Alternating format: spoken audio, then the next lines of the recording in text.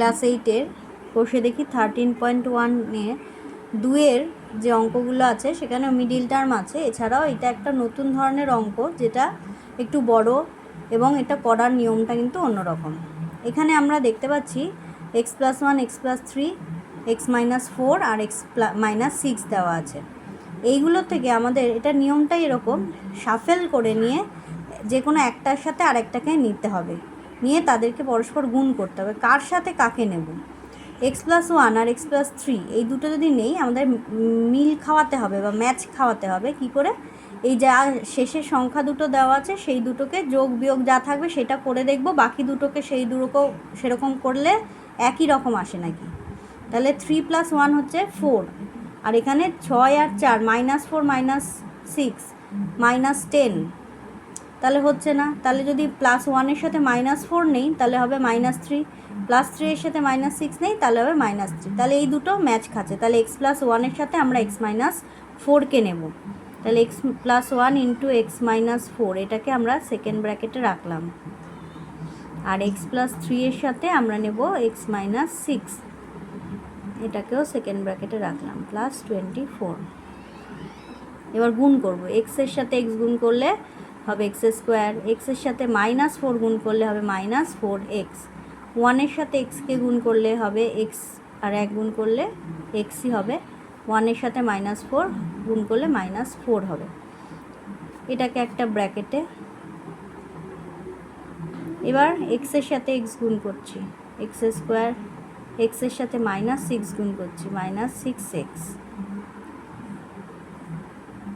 আবার 3-এর সাথে x-কে গুণ করছি, +3x, 3-এর সাথে -6, -3 × 6 18, +24।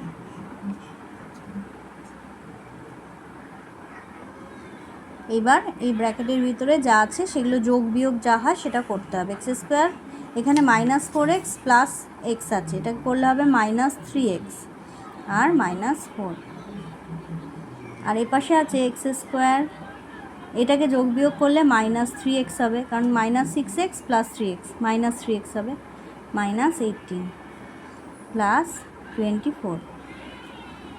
এবার আমাদের যে কাজটা করতে হবে সেটা হচ্ছে, দুদিকেই আমরা দেখতে পাচ্ছি x² - 3x আছে, এটাকে আমরা একটা কিছু ধরে নেব, কোনো অ্যালফাবেট। x² - 3x = p ধরি। তাহলে এবার x² - 3x এর জায়গায় আমরা p লিখব। তাহলে এখানে কি হবে? এটাকে যদি p লিখি, এটাই হবে p-4 একটা হবে, আর একটা হবে p-, এখানে p লিখব আর এই 18 লিখব, -18 +24। এটাকে আবার গুণ করব। p দিয়ে p কে গুণ করলে p², p দিয়ে 18কে গুণ করলে -18p,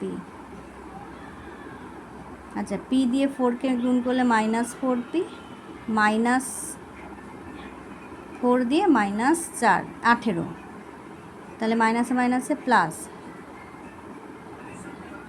4 18 72 +24।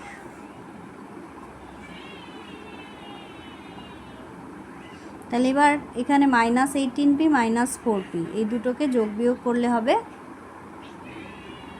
-22p, আর এই 72 আর 24 যোগ করলে আমাদের 96 হবে, 96।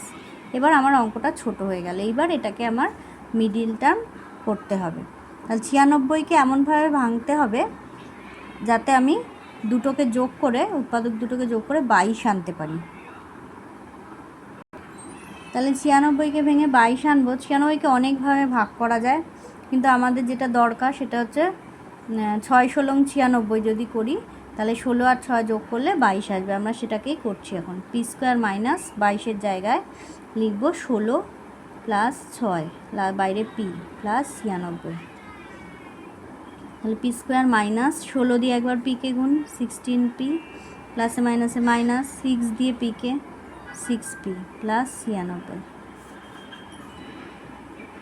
p কমন নিলাম, p - 16, এখান থেকে -6 কমন নিলে p - 16, একটা হবে p - 16 আর একটা হচ্ছে p - 6, তাহলে এবার আমাদের কাজ হচ্ছে মানটা বসানো।